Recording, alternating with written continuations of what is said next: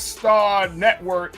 Peace, welcome to the culture here on the Black Star Network. I'm your host, Farajii Muhammad. Today, folks, we got a lot to get into. First, let's talk about environmental justice. We check in with Dr. Mustafa Santiago Ali, who is a former senior advisor for environmental justice with the EPA, to give us some of the latest developments about what the Biden administration is doing to combat the issue. Also, let's talk about HBCU funding and student loan forgiveness. We'll have that discussion. Later on, we check in and discuss the issue of the nuclear family. How has the nuclear family changed? We talked to Dr. Jacqueline Holland, who is a professor at Morgan State University, about family and consumer sciences, and more importantly, how the impact of multi-generational household will have on people, the children, and the community. And then later, another development I said I wouldn't talk about anymore, but I can't deny this one. Another development in the whole Oscar slap situation. We'll discuss that. And of course, I got trends posting doing the most. So stay riding with us. We got a lot to get to today here on The Culture, right here on the Black Star Network. Let's go.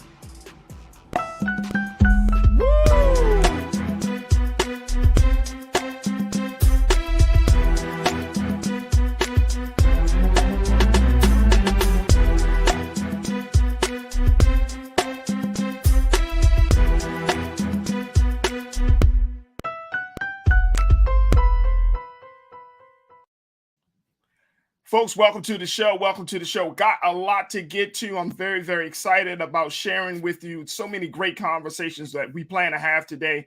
So thank you so much for tuning in. And certainly let your family and friends know that the culture is officially on air and we want to get all of your support. And of course, we'll be getting to your comments and your thoughts as we have these discussions. All right, let's jump right into it. First, let's talk about environmental justice. There has been a number of things that the Biden administration, I would say some wins that the Biden administration has put down as an effort in an effort to try to equalize the issue of environment as it relates to race, location, and so many other important factors to determine. Here to give us some insight about some of these latest developments and more importantly, how will they impact us, is Dr. Mustafa Santiago Ali. You see my big brother on Roland Martin Unfiltered. He serves as the former senior advisor for environmental justice for the Environmental Protection Agency, the EPA. So we're going to have a conversation with him in a moment. And we're also going to be joined by Hassan Giordano, who serves as the owner of DMV Daily Media Group, to give us some insight about the politics of environmental justice. So let's first welcome Dr. Mustafa Santiago Ali. Dear brother, it's always a pleasure to talk to you. How are you this afternoon?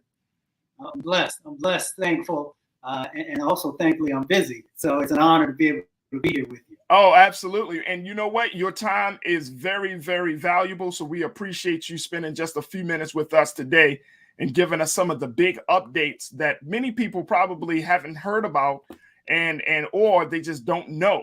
So we truly appreciate that. Let me start the conversation off here, dear brother. I was reading that ran in the Washington Post by a sister named Ashley Farmer, where she talks about, environmental justice has always been a part of the collective national agenda when it comes to Black people. She used the 1972 National Black Political Convention that happened in March of 72, 50 years ago, where 10,000 of our people gathered in Gary, Indiana for that great convention to move the conversation forward, to have a discussion about the Black agenda and the possibility of establishing an all-Black political party. But one of the big conversations that came out of that convention, dear brother, was the fact that environmental justice had to be on there. And the reason I'm bringing this up is because it really sparked, it showed the significance of environmental justice, because essentially at that convention, which was only 2 years after the United States established the National Earth Day back in 1970, the big thing that came out of that conversation and that convention about environment was that environmental justice is a racial justice issue. It should be, and it needs to be, and always should be a part of the collective conversation about issues facing Black people in this country. Give us some insight on that, because I think that we often talk about some of the other things, like, you know, of course, schools and the politics and all of those things. But when we're talking about the environment, that's a really big part of everything we're discussing. Well, you know, I try and break it down, brother, for folks in some simplistic ways. So first of all, thank you to the sister for making sure that she was illuminating, you know, the history of environmental justice. You can actually go back to 1968 when Dr. King was in Memphis and marching with the sanitation workers. They were dealing with a number of different impacts that they were being exposed to. So there were two parts of that conversation. One was on wages and people making sure that they were being paid more fairly. The other part of it was about the exposures that our brothers were dealing with at that time. And, you know, it has always been a part of what's happening inside of our communities. You can literally go back to, you know, the founding of this country, when indigenous brothers and sisters, land was being stolen and they were being taken away from their traditional foods. You can look at when we were brought to this country and enslaved, and the dynamics that were going on, putting us out and working in very horrible working conditions. That is a part of environmental justice and addressing it. It is also about being stripped of culture and your voice being heard. That is a part of environmental justice. And of course, the exposures that we have often had to deal with. I went back through history and looked at some of the jobs that we were doing, whether when we were paid or unpaid, and some of the exposures that were there. They've been going on for hundreds of years. So when we look at 1972 and moving forward, you know, the housing is a part of the environmental justice paradigm, because we are often, our homes have been placed in floodplains and some of the most dangerous locations next to polluting facilities, thereby impacting our bodies through whether it's air pollution or water pollution, which takes away the opportunities to be able, for kids to be able to learn, because they're dealing with these medical conditions because of the exposures. It takes away wealth in our communities, because often when we have these different types of polluting facilities placed in our communities, then it lowers our housing values and a number of other dynamics that are part of that. So when the sister raises that, and when we have individuals who are thinking in a very holistic way, they understand that if we don't address the environmental racism, the environmental injustice happening in our communities, then we can never address the wealth gap that exists. And we will never be able to address, you know, the disparities that exist inside of healthcare and transportation and all these other issues that we all fight so diligently on. They are all a part of addressing environmental justice. I want to, and I appreciate you kind of giving us some clarity. I want to share with you just one piece of this op-ed that she wrote, and letting people know that there is really, when we have this discussion, you know, we have it down there on our banner, that the white and Black difference in environmental justice, there is a big difference. This is what the journalist Ashley Farmer said from the Washington Post. She said, just as Earth Day whitewashed the Gary organizers' environmental concerns, so too does the environmental justice movement in America remain segregated today.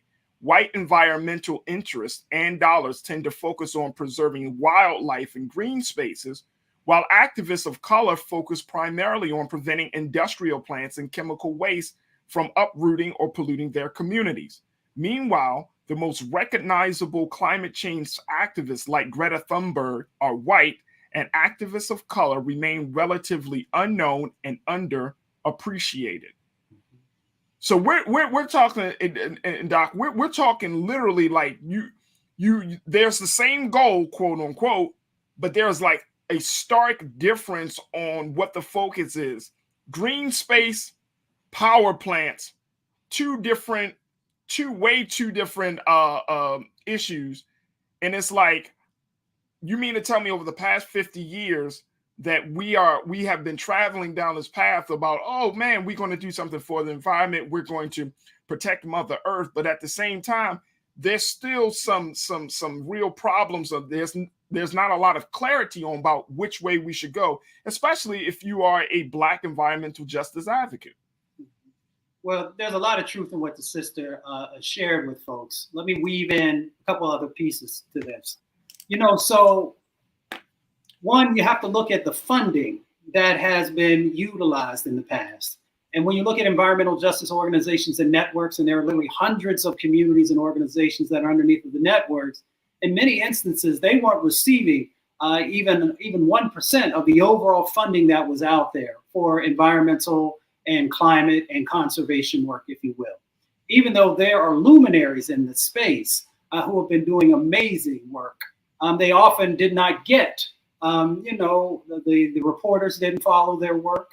They weren't highlighted in the magazines, and they most definitely weren't on television, where, some white brothers and sisters most definitely had those types of things.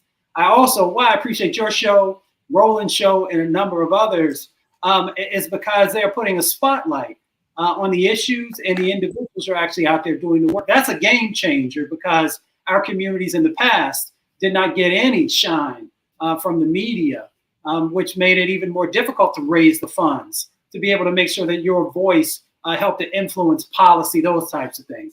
Now, let me talk just real quickly a little bit about conservation and environmental justice. And this is the way I explain it to those folks, who are just purely conservationists. They care about, national parks and state parks. And so do our communities. We use a lot more of the urban parks. There's a study that came out 2 years ago that says that our national parks now are dealing with 98% of our national parks are now dealing with significant air pollution and impacts from the climate crisis. I bring them back to the point of asking the question, where's that pollution coming from? It is the pollution that has been placed inside of our communities that doesn't just stay in our communities. We get hit by it first. We are impacted first. But when you look at those smokestacks, the refineries, that pollution is then placed in our communities, but then moves and impacts these other types of places that other folks have placed more value on.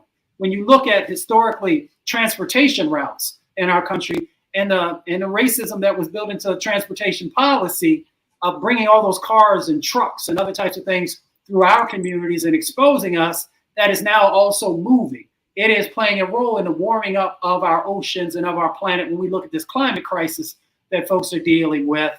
And at the same time, is also impacting what's going on there. For those folks who primarily care about wildlife, and there's nothing wrong with that, because we should actually own the fact that the real conservationists are indigenous brothers and sisters, and those of us of the African diaspora, because we're the ones who come from the land, and we're the ones who honored the land for millennia. So for those folks who are just interested in that space, the same pollution that has been making Black and brown folks sick is that same pollution that is also impacting wildlife and natural spaces and the other things that have been a part of their paradigm.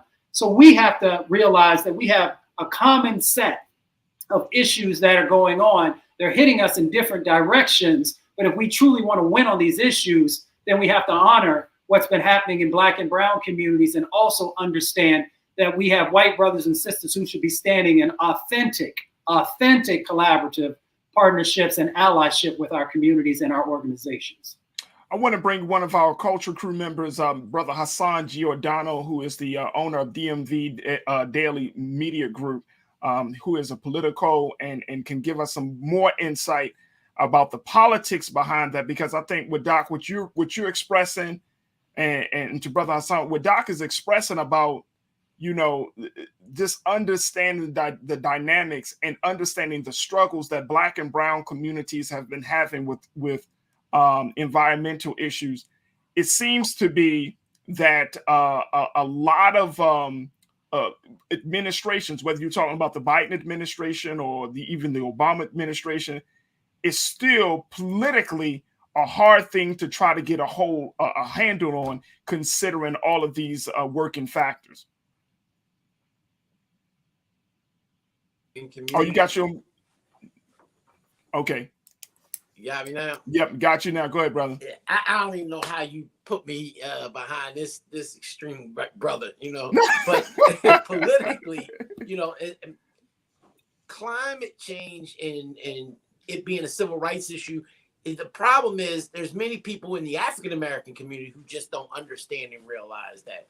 And the tragedy is that it's the silent killer that's really getting after our community that we're not even paying attention to, right? I mean, we can go to the grocery stores. We see, if you don't live in a food desert, you kind of see what's going on in stores that they do put in our neighborhood and the type of foods that they're offering you. But unfortunately, African Americans don't really talk about this. And in order for this issue to really come to light, as the doctor was talking about, is for shows like this to be able to show the disparity between what African Americans have to deal with as opposed to other cultures in this country. And so, I mean, if you look just at the news here in Baltimore just this week, where the Back River wastewater treatment facility was deemed by the Maryland Environmental Protection Agency was deemed unacceptable, an unacceptable threat to the environment and the public health. This is a facility that basically all of its water going to African American and low income families. And if they're deeming that now, imagine how long our people have having to endure this type of water in the systems, while at the same time they're increasing your water bills in these communities over and over, and they're saying it's for the aging pipes that have been there for so long. Well, if that's the case, then the water has to have been contaminated in these aging pipes for that long of a period of time. Yeah. And then they're charging you water bills that they can't even prove that that's the amount of water that you have used, because they're estimated water bills. So there's so much when you talk about climate change and environmental issues that deal with African Americans in particular, that we really have to really kind of nail down on. Otherwise, things like Flint, the only people African Americans really know about that is because of the continuing news coverage that we've seen about that tragedy. Other than that, there wouldn't have been no understanding of what Flint actually was and what it does.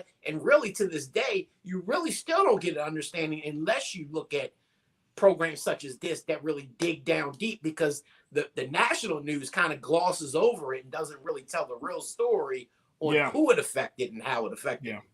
Yeah, that's absolutely true. And not to that point, Doc, that when you're talking about when you get to the dollars and cents of it, we are essentially, and I'm saying we as Black people, we as marginalized communities in this country, we are like paying for our own demise. You know what I mean? When Hassan talking about the way the water is filtered, when we're talking about, we're living on land that may be next to a power plant. When we're talking about, wires, electrical wires in the neighborhood, I don't live too far from a set of homes. I mean, these are brand new homes. They've probably been up there for less than 10 years, Doc. And literally, like, you can see the wires from, I'm talking about not just small wires, I'm talking about like major power lines, right there in the community. And every time I drive through that neighborhood, I ask myself, this can't be good. I mean, do they not know the impact that this might have on these families for years to come? In terms of, I've read stories about where people who have lived near power lines have gotten cancer, or when people who live near power lines, the air is different, or their electricity amount is the usage amount is higher.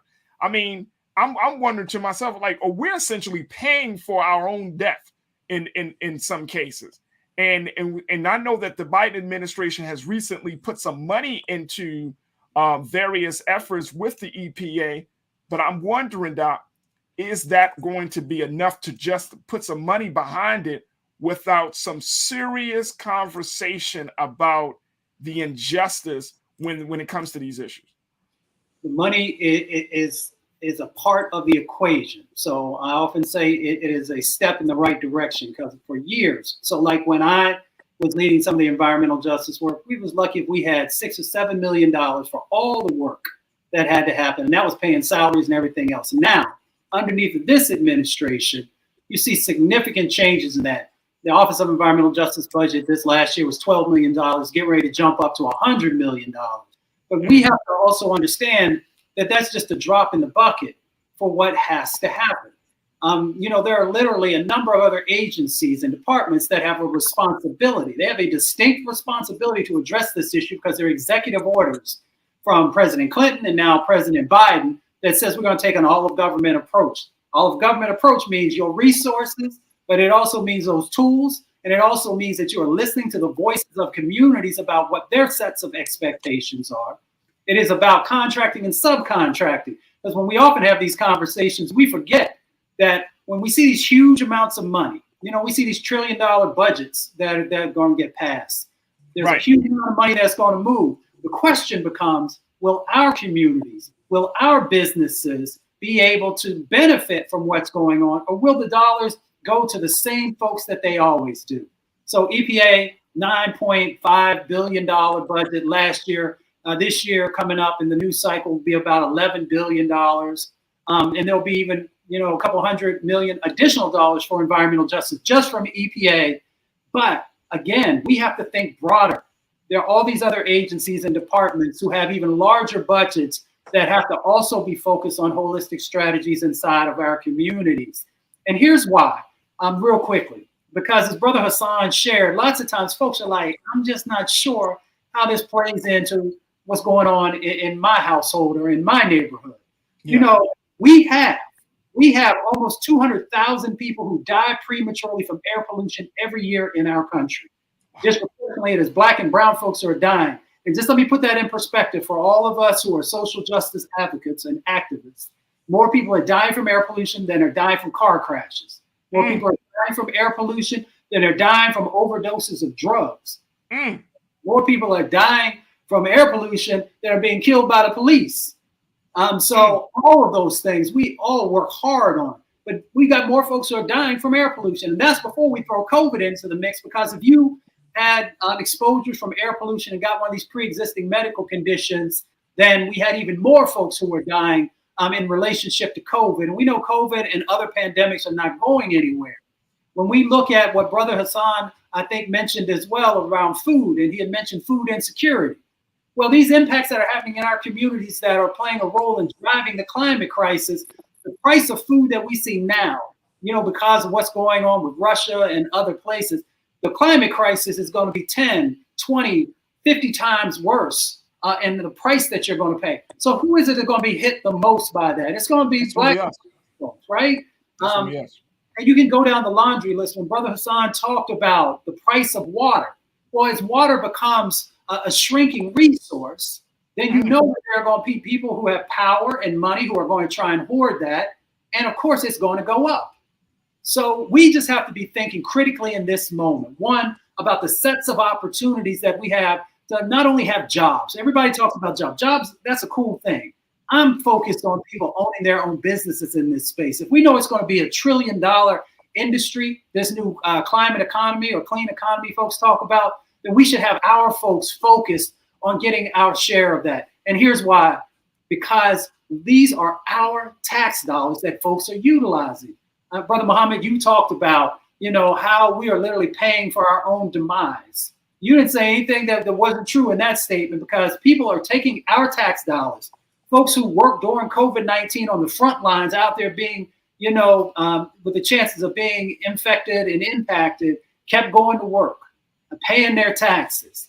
And we've had all kinds of examples over the years of how we are always out there holding it down for everybody else and getting hit both in our pockets and our health. It's time for us to change that paradigm and start to position ourselves to address the wealth issues in our community and to address the health issues in our community. So there are a couple of big things, and I think you're hitting the nail on the head, Doc. The Congress gave $100 million for environmental justice activities recently. There was a bump for enforcement and Superfund cleanups in that space. There's also that this administration, according to the EPA, would see the highest funding ever under Biden's budget plan. And you're talking about he wants to boost the budget by nearly 30%, 28.8%, its highest level ever, including significant heights for environmental justice, which includes boosts for staffing, longstanding air, water, and chemical programs.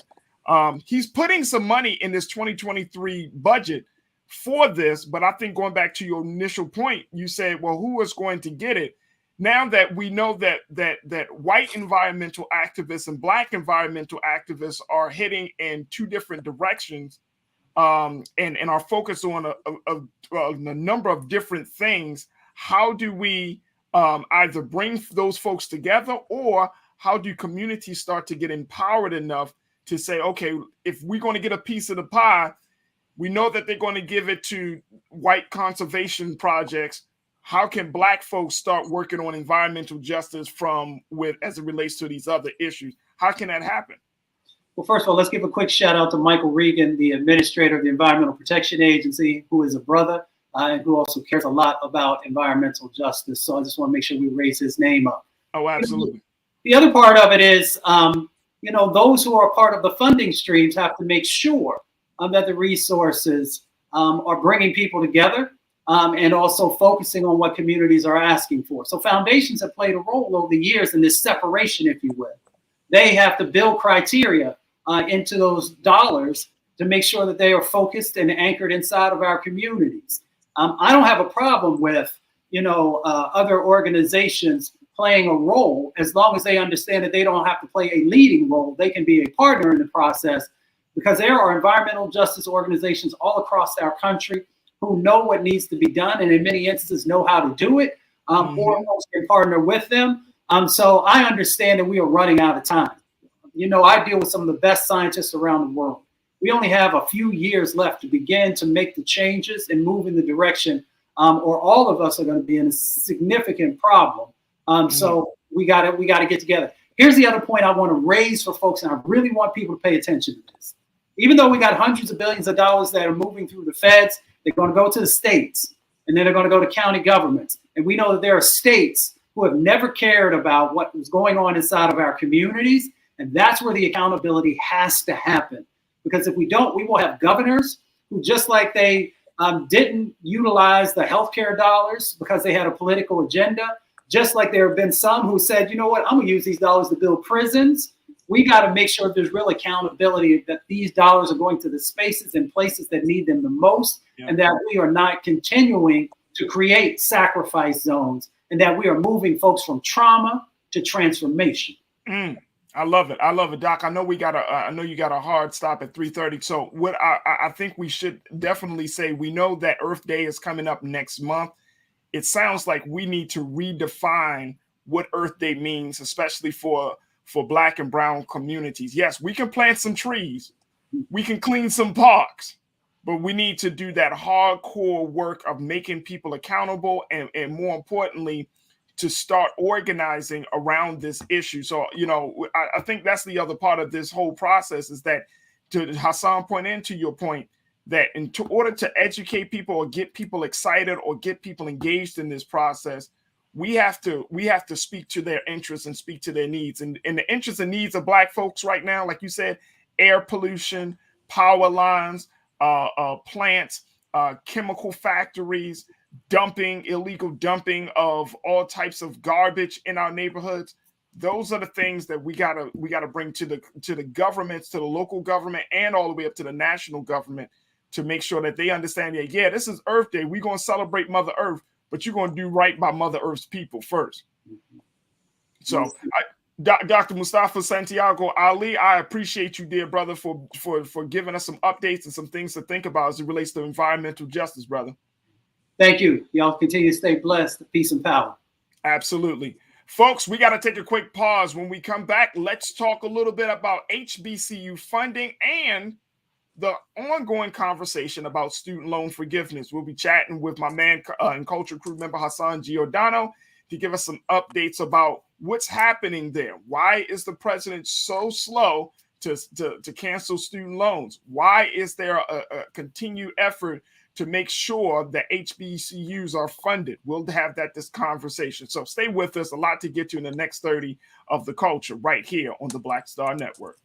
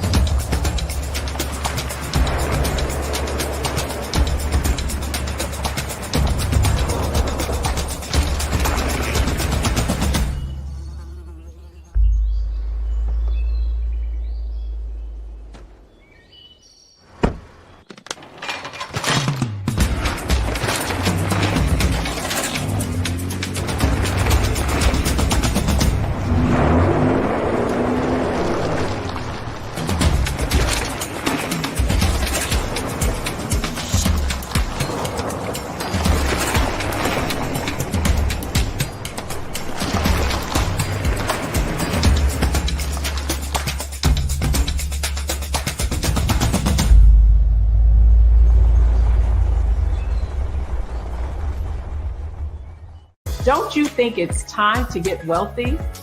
I'm Deborah Owens, America's Wealth Coach, and my new show on the Black Star Network focuses on the things your financial advisor or bank isn't telling you.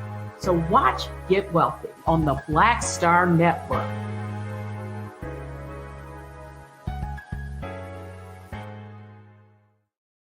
Pull up a chair, take your seat.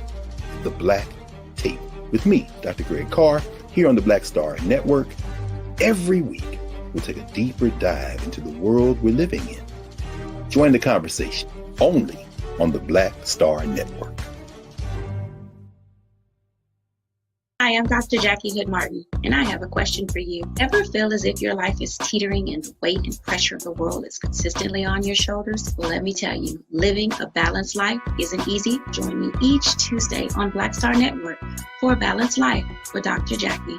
We'll laugh together, cry together, pull ourselves together, and cheer each other on. So join me for new shows each Tuesday on Black Star Network, A Balanced Life with Dr. Jackie.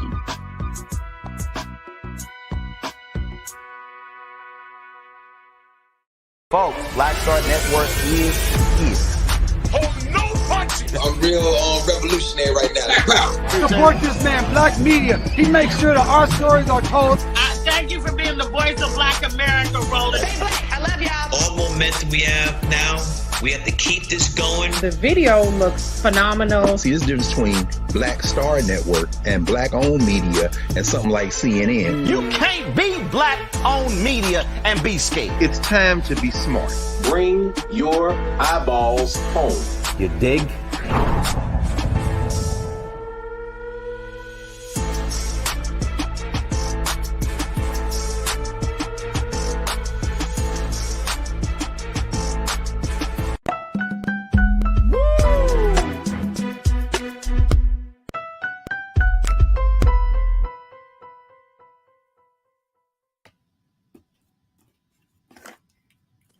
Folks, as we talk about the environment, now we're going to shift gears to talk about HBCUs and funding. Now, the president has put forth his proposal for a major budget, over $5 trillion. And as part of that budget, the president wants to earmark some money for HBCUs. Now, this is not the first time the president has done this. This is the second time that the president has tried to make sure that HBCUs are getting its just due of money to support programs. Now, in this country, we have a little bit over 100 HBCUs and $65 million. Can you imagine that? $65 million with over 100 institutions have to be divvied up. And as a result of that, there is still some questions and some possible resistance to making sure that HBCUs just get the very little bit of money that they get already, not talking about extra money. So we want to bring back Hassan Giordano, who's the owner of DMV Media Group, DMV Daily Media Group, to give us some insight about the politics of giving money to HBCUs. Hassan, one of the things that I'm looking at with this president is that he got his fiscal budget for 2023.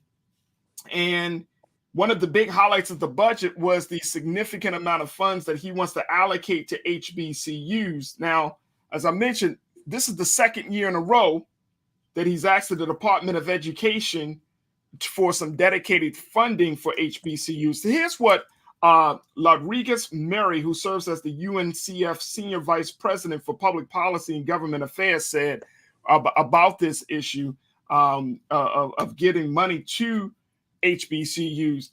He said that the administration is calling for the HBCU funding, which all 100 plus HBCUs share. And I want to make sure we put this up on the screen, that the administration is calling for the HBCU funding for which all 100 plus HBCUs share to be increased by $65 million. And I want to correct myself because I said that was with the cost of it, but that's the increase, folks. So my apologies on that. But to be increased by $65 million to finally meet the authorized level of funding. This is UNCF's top priority Additionally, the request for the Pell Grant to be increased by $2,000 in the upcoming year is nothing short of landmark. If Congress follows through on President Biden's UNCF-supported request, it would be the largest single-year increase to the Pell Grant, put us on course to double the Pell Grant this decade, and be one of the biggest game changers for low to moderate income students in our country in modern times. This again from Rodriguez Mary, who serves as the senior vice president for UNCF. Why, Brother Hassan? We know the power, the value, the significance of HBCUs. Yet this seems again second year in a row that HBCUs are not getting the money that is necessary or not getting that it's due. Why is that? Because honestly, Black people and Black voters are always pushed to the bottom of the totem pole after the campaign, right? They always promise. Look, President Biden got in office strictly off of African. He would have never won South Carolina had Congressman Clyburn and African Americans not pushed him over the top, thereby never winning the presidency. Because had he lost South Carolina, he would have been done out of the presidency in terms of the primary. So he would have never been president had it not been for African Americans and overall young people.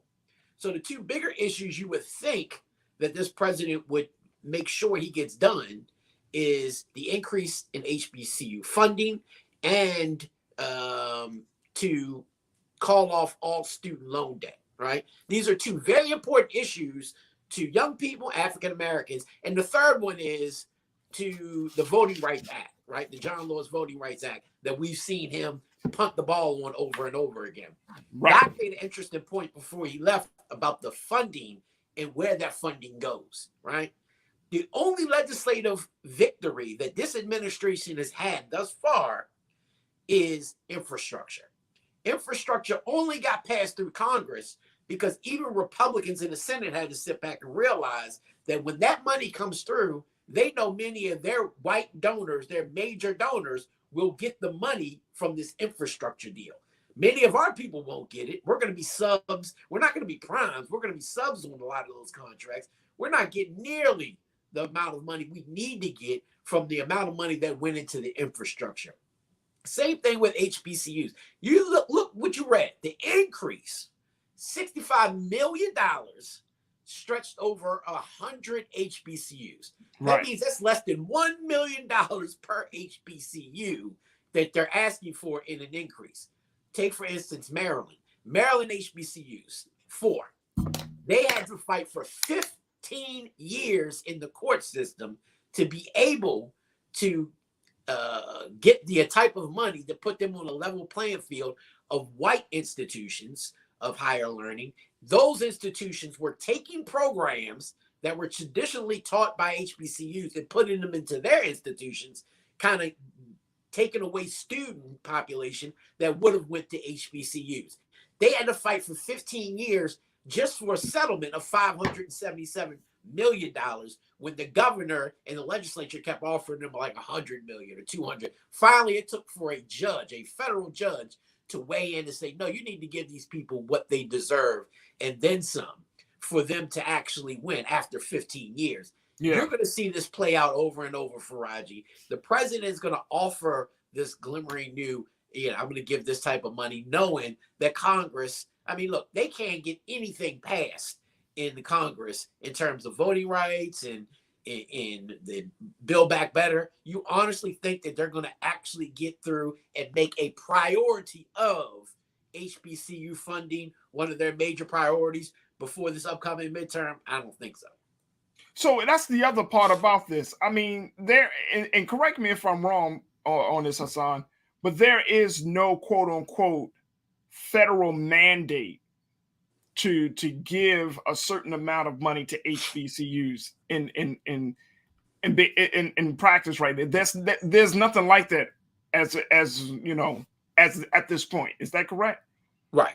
So the mandate is in terms of school systems, but there is no mandate for HBCUs per se. Most mandates, even locally and statewide, are to adequately fund K through 12 education. And then when it comes to universities and colleges, there's no mandate from government in terms of how much that they will receive if they receive what they receive. So again, there's no formula. You know, when you've had formulas in the past for underperforming schools or schools that were not getting the funding that they deserve in localities such as Detroit, Chicago, right here in Baltimore, you've seen lawsuits that can contend with the formula that needs to be put into place. That's how we got the blueprint for success here in Maryland, because it was a lawsuit that had to go in back in the day called Thornton that had to challenge the education formula on how much money these schools should deserve. Unfortunately, HBCUs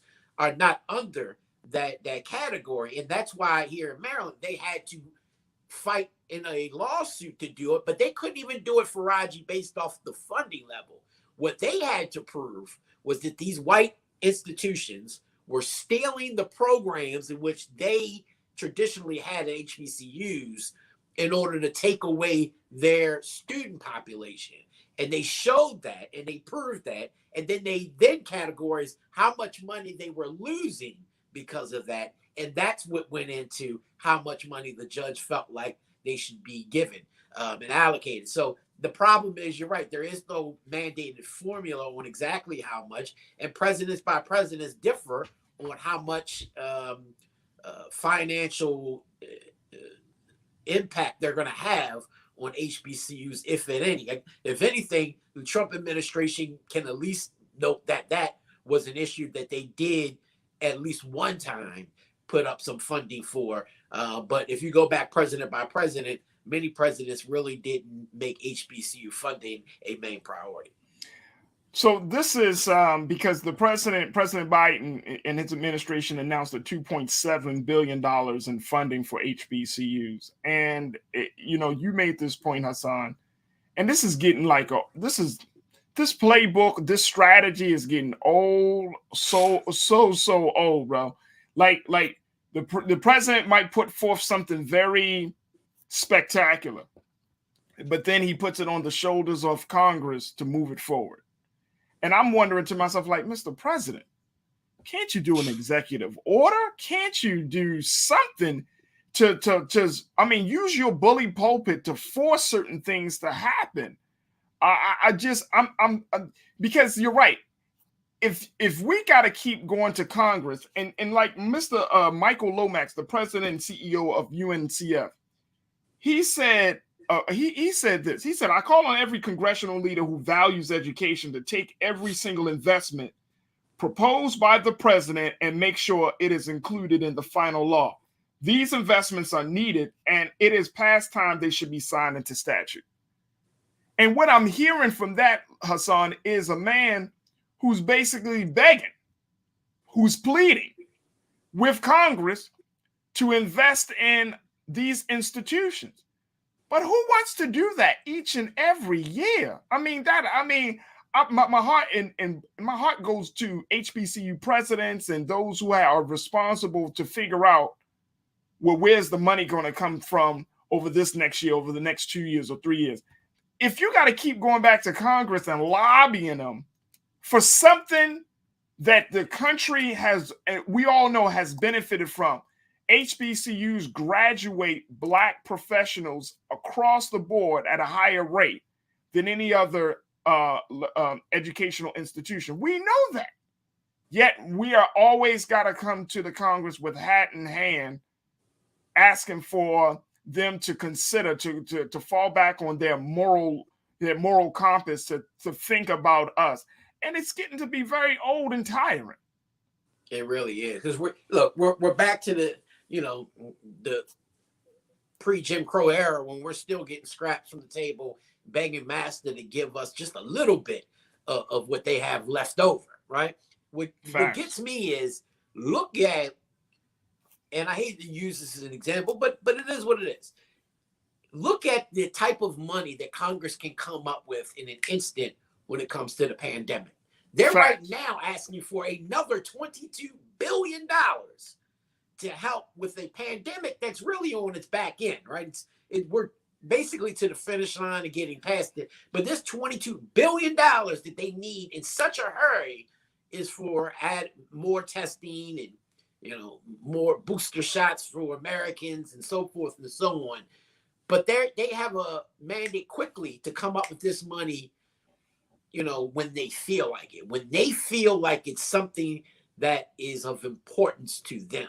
Yeah. And the problem that the American people should have, and it shouldn't just be African American, the American people should understand this, that if you continuously underfund and undervalue institutions like HBCUs and things that serve the interests of African Americans, Black and brown individuals who are quickly becoming the majority in this country, it's going to end up hurting you on the back end.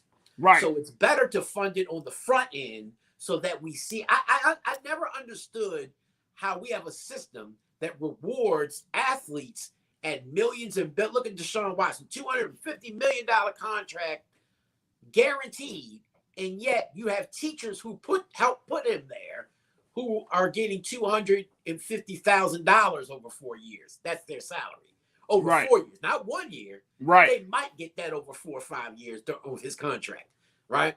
So I just think that how we value education. One thing I always remind legislators here in the state is our Constitution says there's only 2 mandates in the state constitution for them to actually do is balance the budget and adequately fund K through 12 education. Now, adequately fund is, you can debate that, whatever, but education should always come first. And I take for those African Americans serving in Congress, my Congressman Kwesi and Fullman, others, especially those who are graduates of HBCUs, this is their job to be rallying and making sure that any president that sits in there that, hey, guess what? You're not getting anything, my vote for anything, unless you first make sure that HBCUs have this amount of money put into your budget. And then on the back end, Clyburn, who's the whip of the Democratic Party in the House, you have to then make sure that your party leadership then follows through to say, if the president puts it in, we have to make sure that we get this through by hook or crook. And they tend not to put education, and especially that education of Black and brown, anywhere near their top legislative priorities. Absolutely. Danita checked in on our YouTube page and said people vote and then they sit back and don't keep their foot up the rooter to the tutor. They have to be held accountable every second. Yep. Which I do. Jane L said we have to better organize into concentrated lobbying groups to get our special interests taken care of. There are so many little chiefdoms when it comes to political action. Is that the case that you're seeing with this whole HBCU drama? It is. I mean, even if you look at so what people have to realize in politics is, and I love what the sister said, it's not just voting. You can't just vote and sit back, kick back, and complain that they didn't do what you wanted them to do, and then probably vote for them again 4 years later or 6 years later because you just don't know anybody else on the ballot. That's not what voting is. Voting is a process. And one of those processes is going to the ballot box. The other process is, like she said, keep your foot on their neck. You represent their interests. But beyond that, politicians only respect 2 things, and they both deal with numbers: money and individual voters. So if you can show them the influence that you have, and that's why I've always advocated to make sure that African Americans in particular have PACs, political action committees, with money in it. We're starting to see them pop up across the country. There's a good one right down in Atlanta, but they're really just dealing with the funding of great candidates, African American candidates. But even after that, you need lobbyists and you need media to be able to control the narrative. The narrative right now is all about student loan forgiveness. That student loan forgiveness really isn't about us, right? That's really coming from a different byproduct of this country. Part of the narrative that needs to be pushed within the media is that funding of HBCUs. So until we get the type of funding we need in the PACs, in the lobbyist groups that are in Congress, making sure that these priorities are front and center in their face, and then communications-wise to be able to make sure the narrative is being pushed on what we need to get done, because we're letting Biden off the hook when it comes to voting rights. That was one of our number one priorities. Yeah. And he basically just gave it to Congress, didn't put any emphasis behind it, no real push behind making sure it got done. Any of the piece. They got 3 different voting rights bills. None of them did he get done, and kind of just said, oh, well, can't get it done, move on to the next. Didn't put any type of, you've seen the administration put a lot of emphasis behind Build Back Better, which failed, a lot of emphasis behind the infrastructure, which actually got done. And that only got done, like I said prior, because that was money going to people that don't look like us, but do put into their campaign coffers. And that's another thing that we have to realize. If you understand that we know that we have people that represent our interests, if you want somebody that's going to go up there and be a fighter, you also have to donate to their campaign, because that's a part of the process, right? We can't complain. And then when we have a great candidate, we don't want to give them no money. And then we wonder why they got their butt beat. Right. Now let's talk a little bit about that, because as much as we talk about HBCUs, we got to talk about the plight of students, and those, especially students who are saddled right now, Brother Hassan, with debt from college, student loans. What's the likelihood that the president is going to move forward on canceling student debt at $50,000? Congresswoman Ayanna Pressley has tweeted about this again, saying, quote, canceling student debt is a racial justice issue because racist policies like redlining have prevented Black families from building generational wealth and forced them to borrow at higher rates than white folks. But there is like, Senator Warren, Elizabeth Warren, Chuck Schumer. They're working with Representative Ayanna Pressley to push the president to forgive $50,000 in student loan debt. But it still seems like, Chuck Schumer said, hey, call the president. Write the president. Right. Like what? That's not an issue that's not a hill they want to die on, right? Because you got to think about the average age of Congress is, I think at this point, like 61, right? It used to be 55, I think now 60. They don't have student debt. They're worried about retirement at this point, right? That's what if you want to fight retirement and pension, anything that they deal with, then you may be able to have a hill that they're going to fight on.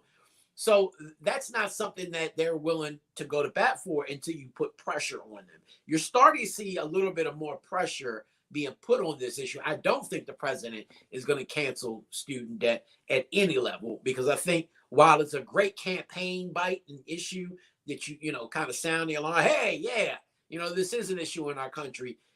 The same individuals that they owe money to are the same ones putting millions of dollars into their campaign coffers. And so at the end of the day, they also got to realize that it could financially shake up, whether it's the stock market or whether it's the system that they've built at large. I just don't see it. Now, remind you, he has suspended student loan debt at the start of the pandemic. Right. And many of people are calling on him to extend that extension. And he'll probably do that because that's the easier thing to do. But this is one in particular that you talked about, executive order. Presidents can't do executive orders on many things, but this is one thing that he can do that he does not need Congress for, in terms of canceling a level of student debt, that I'm just not sure that this president has the testicular fortitude to actually follow through with that campaign promise. Is it that he doesn't have the testicular fortitude, or we just not keeping the foot up the ass? No, I think they are. I think he's being reminded of it on a regular. But I mean, he can be reminded, but I mean, it still seems like, I mean, look, if we were to break it down, we don't have time to do it today on the show, but if you were to break it down, how much $50,000 would cut down on not just on debt, but it would free people up to do other things with their money. I mean, that's this, and I mean, there have been studies about this. Like I said, Ayanna Pressley has talked about, this is a way to lead to generational wealth. All of these things, and every time we talk about these issues, Brother Hassan, I go back to the point. It's like you always got to convince the morality of an individual to try to do the right thing, and it's like that's get tiring. Like, when can a person just do the right thing at the right time because it's the right thing to do at the right time? Well, that's why I always told you, brothers, is I know you ain't built for politics, because that's just not what happens in politics at all. And they know what's right. And the sad part is that is the reality of politics, right? The sausage making process, it ain't sexy, but you're right. I think in many aspects, if you look at even from the monthly child tax care credits that they were giving parents last year until December, right, that ended, that was a part of the Build Back Better program that was building generational wealth, right, that they talked about. Whereas though it was only a couple $100 a month that was basically theirs anyway, they were going to get on the back end once a year when they filed their taxes.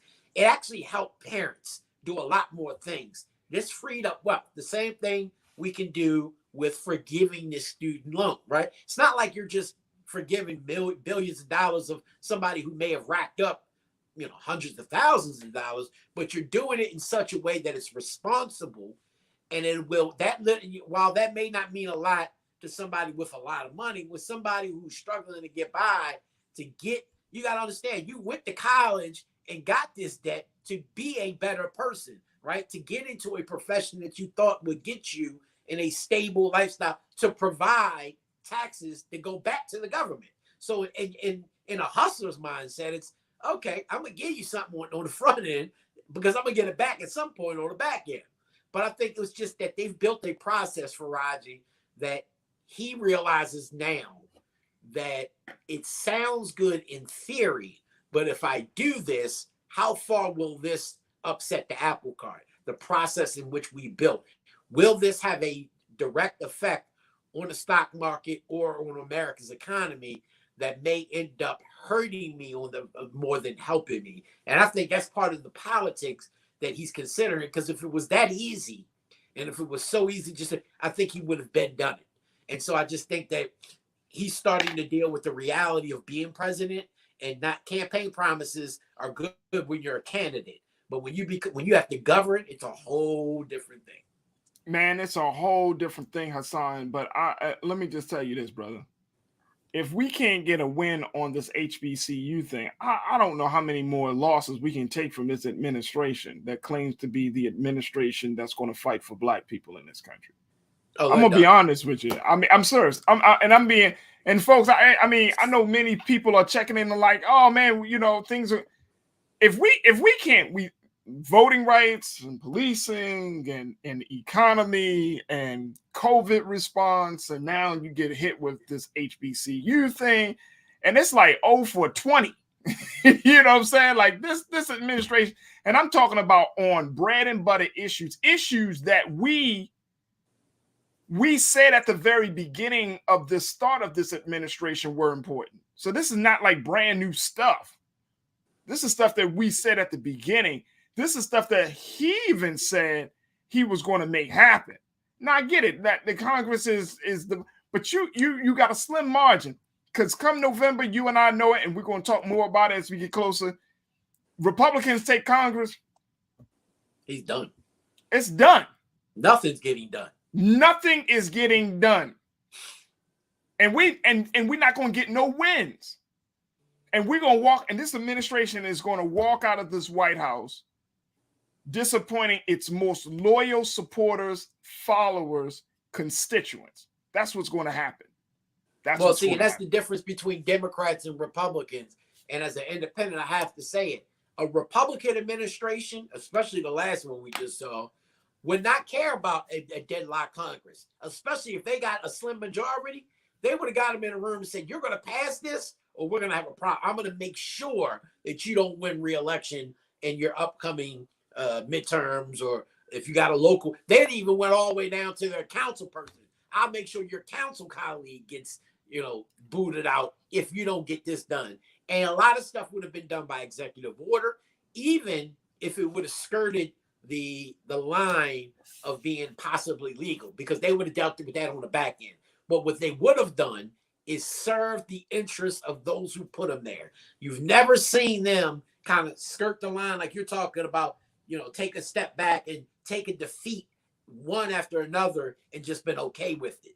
They fight for theirs. And that's what Democrats got to start to do. Stand up and fight for. Stop using that excuse, oh, it's the Republicans. They ain't letting us, no, you got a 50 vote majority. Just because you can't control Manchin and Sinema, that's part of your party. You need to get them in a room. I don't care if you got to threaten them, whatever you got to do to do it. Get this stuff done. Yeah. Otherwise, November comes, Democrats are going to take a shellacking, beat upside their head. And then 2 years from now, we'll mess around and get the orange guy back in office. Oh, my God. We're not talking about that joker right now. All right. Hey, Hassan, always good to talk to you, brother. Look forward to reconnecting with you next Thursday. Hassan, Mr. Politics Giordano, the owner of DMV Daily Media Group. Thank you, Brother Hassan, for being a part of the culture today. Always a pleasure, brother. Absolutely. All right, folks, we got to take a quick pause. When we come back, let's talk about family. I'm asking a question. The nuclear family, is that gone like the wind? Is it over with? Will you just have a mom, dad, daughter, son? Or are we in a different, better space where you have multi-generational households, especially in Black and brown communities?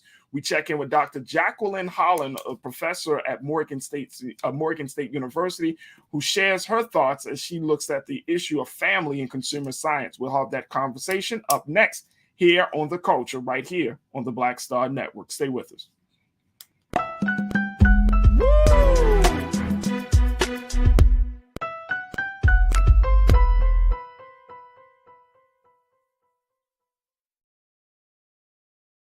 Don't you think it's time to get wealthy?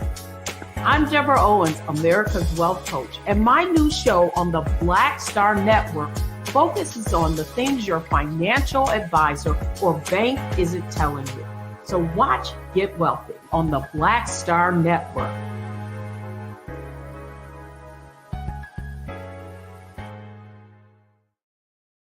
Hi, I'm Dr. Jackie Hood Martin, and I have a question for you. Ever feel as if your life is teetering and the weight and pressure of the world is consistently on your shoulders? Well, let me tell you, living a balanced life isn't easy. Join me each Tuesday on Black Star Network for A Balanced Life with Dr. Jackie.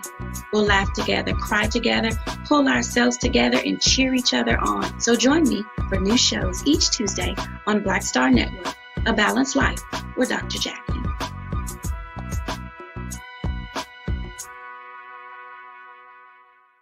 Pull up a chair, take your seat. The Black Tape with me, Dr. Greg Carr, here on the Black Star Network. Every week, we'll take a deeper dive into the world we're living in. Join the conversation only on the Black Star Network.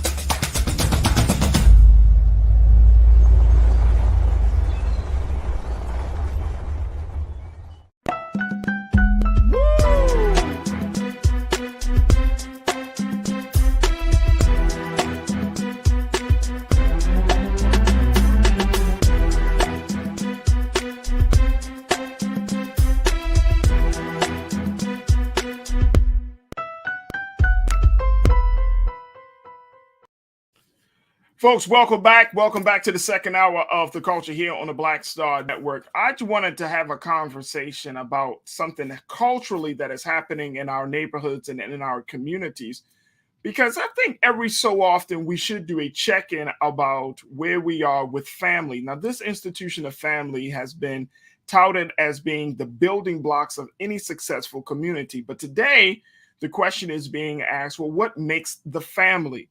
There was an opinion piece that was written in the New York Times by a woman by the name of Jessica Gross, who wrote this piece called "The Nuclear Family is No Longer the Norm. Good," saying that the nuclear family of mother, father, daughter, son is outdated. It is a concept, a narrative that was that started from the 1950s, and now we're in a different place when it comes to family structure. That multi-generational households are now the building blocks of communities, especially within Asian, Black, and Latino communities. Here to give us some understanding of the changing dynamic of families is editor and professor of family and consumer science at Morgan State University, Dr. Jacqueline Holland. Dr. Holland, thank you so much for joining us. We truly appreciate it. Thank you for having me, Farajii. It's always a pleasure to be with you and to hear what you're talking about. I enjoy it. I love it all the time. Awesome. Dr. Holland, when we talk about this, I want to just share with you some statistics. Then we talk a little bit about the changing dynamics of the household. According to census data, the Pew Research Center, they put out a new report, found that multi-generational living has grown sharply in the U.S. over the past 5 decades, so over the past 50 years, and shows no sign of peaking. They found that the population living in multi-generational households in the United States has quadrupled since 1971. And in March of last year, nearly 60 million people were living with multiple generations under one roof. And they're saying that these are common in Asian, Black, and Latino households, but are also on the rise among white Americans as well. I'm wondering, and I want to get your take on this, that when we look at family right now, is family, first and foremost, Doc, you've studied family dynamics. This is what you do, but is family still valued and seen as being a significant part of the community? Is family still seen and valued as it was 50 years ago, as being the source of power for a community and for a country? Yes, very much so. I think, with family and consumer sciences, I'm a human scientist. And, part of our goal is that we're impacting individuals who are part of a family, and the family is part of the community.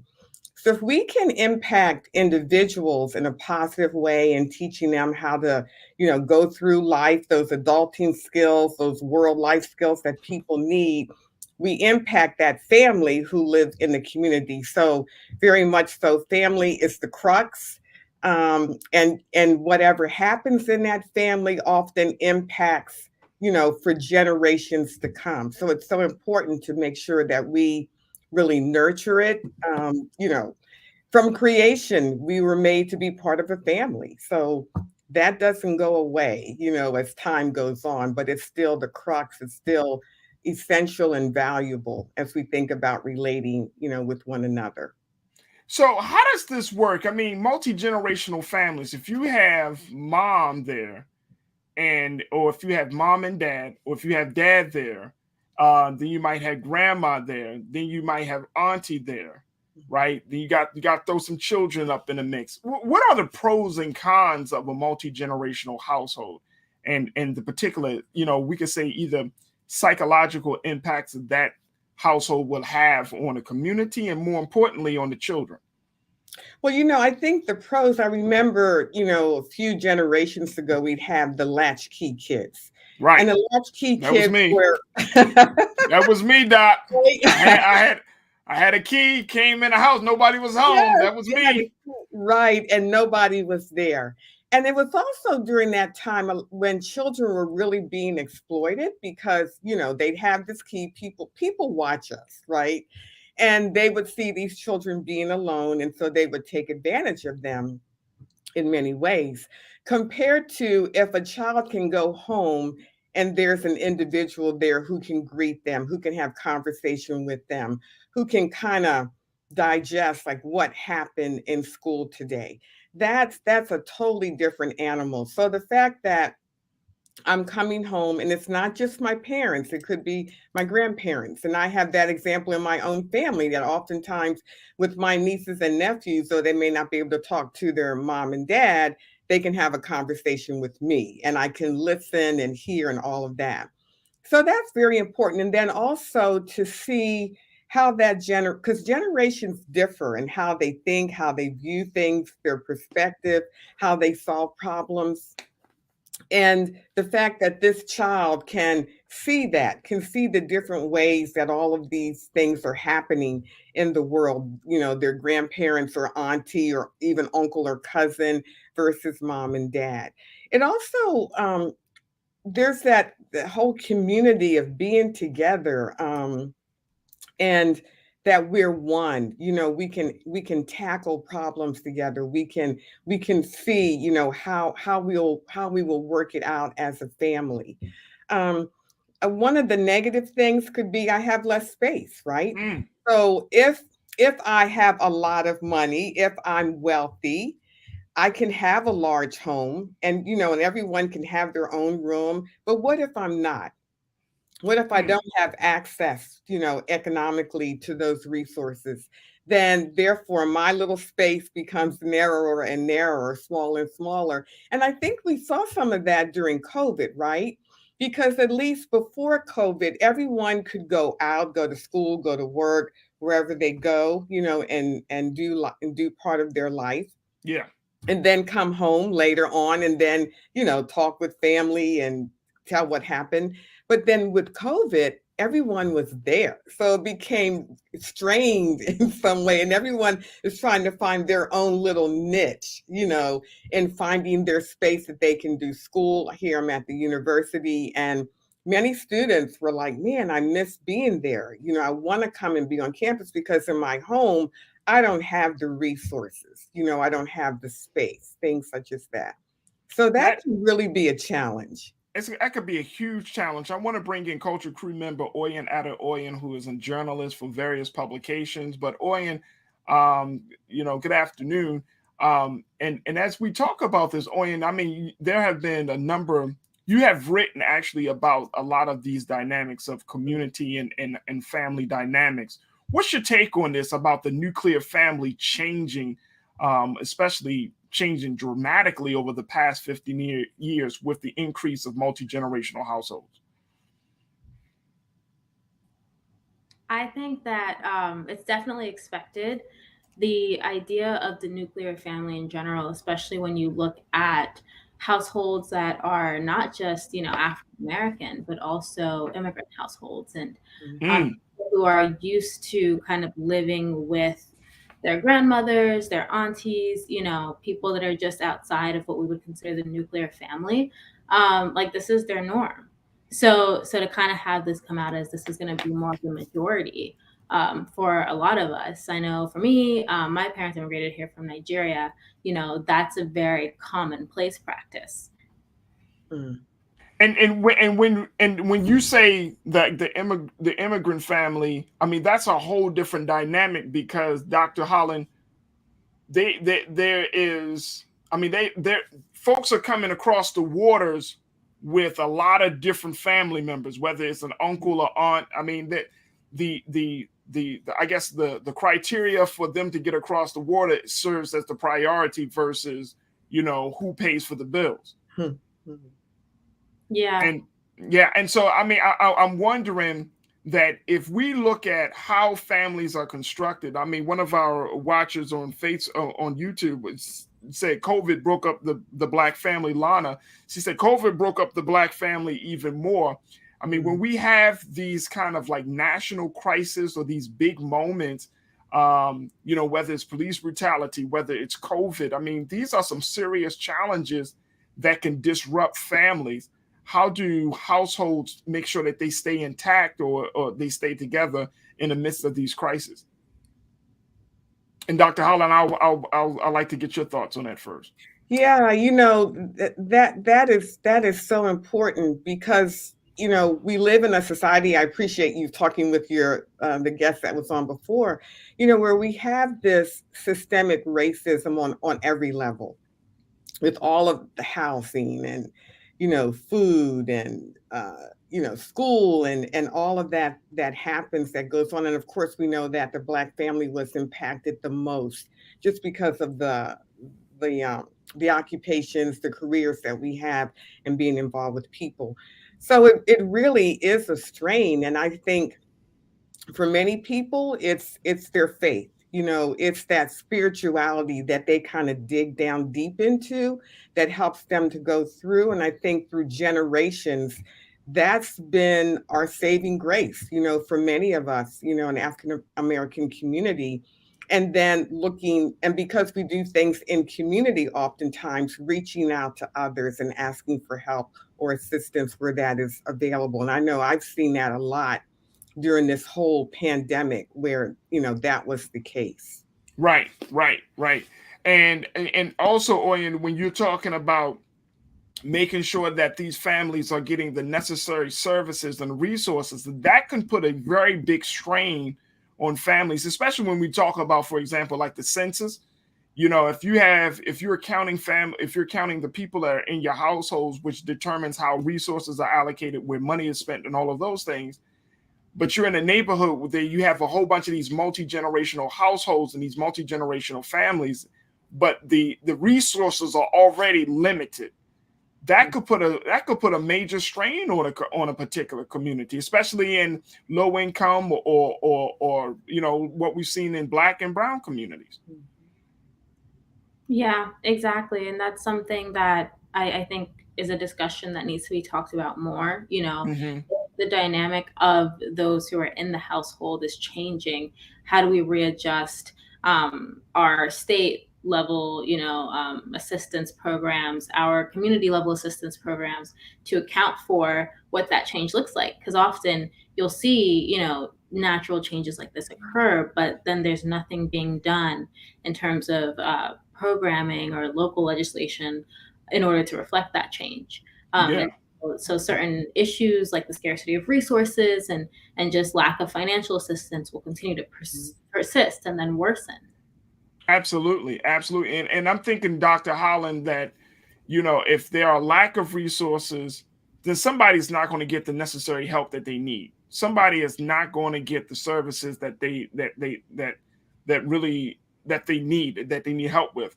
And as a result of that, it might just be a situation where, and I've lived in these type of neighborhoods, especially in Baltimore, where you have all of these people in this household, you have these families, and then, it just seems like it's every man for himself type of deal when it comes to resources, when it comes to getting money. And this is the unfortunate part about living especially in low income or moderate income communities, where it's almost like a survival of the fittest mindset that is created as a result of families are trying to figure out how to navigate through life, how to make sure that they can support one another. It becomes this kind of like, us versus the world type of mentality. Right. And, again, I go back to your guest before when you were talking about, forgiving the college debt. Because, if you think about it, you spent 4 years investing in getting a greater knowledge so you can get a great job, but yet you leave with all this debt. That's still a strain, like on your family, on oh my God, you're yes. creating a family. Many individuals here, like they already have a family and then they want to do better and get a college education. So I think it still goes back to our government to really look like, what can we do? Or do we, even as African Americans, do we need to do more writing? Do we need to go up to doors, knock on doors, do the political advocacy thing? And oftentimes we don't, do that. But the ones who speaks the loudest often gets what they need to get. Yeah. And I just think maybe as a people to be more politically savvy, learn how to do that, and then to go sit at those doors, knock on those doors and say, hey, we need this. Absolutely. I want to bring another culture crew member, Rashad Staton, who is an activist and educator who's been working in the nonprofit sector for years. Rashad, thank you so much, brother, for joining us for this conversation as well, brother. Rashad, you worked in the area of family engagement for the Baltimore City public school system. You're no longer with the school system, but you worked in there. What was your experience of seeing children in the multi-generational households, or did you come across a lot of households like that? Yeah, I've seen it every day. That was a part of our work, the work that we done under the Family and Communication Department. It was a strategy that we took with very good intentionality and approach of understanding the diversity and the dynamic of where the family structures are today. This multi-generational one of you sharing a household with your grandparents, the immediate parent and the child, and close siblings and relatives all living within. And then our approach within the educational system was, how do we service all of those that are part of this family collectively to advance the students on educational improvement, success, and their supports. That the young person is not just the center point to it, but that young person is sharing space with these other folks that have their own lived experience with their own education and matriculation, that sometimes these past experiences or lived experiences is going to have a direct effect on how that young person shows up, their interest in the education as well. So you have to understand that a lot of times what other generations have often seen as the structural family representation is not always the norm in today's society. So we had to make different adaptabilities. It comes down to language.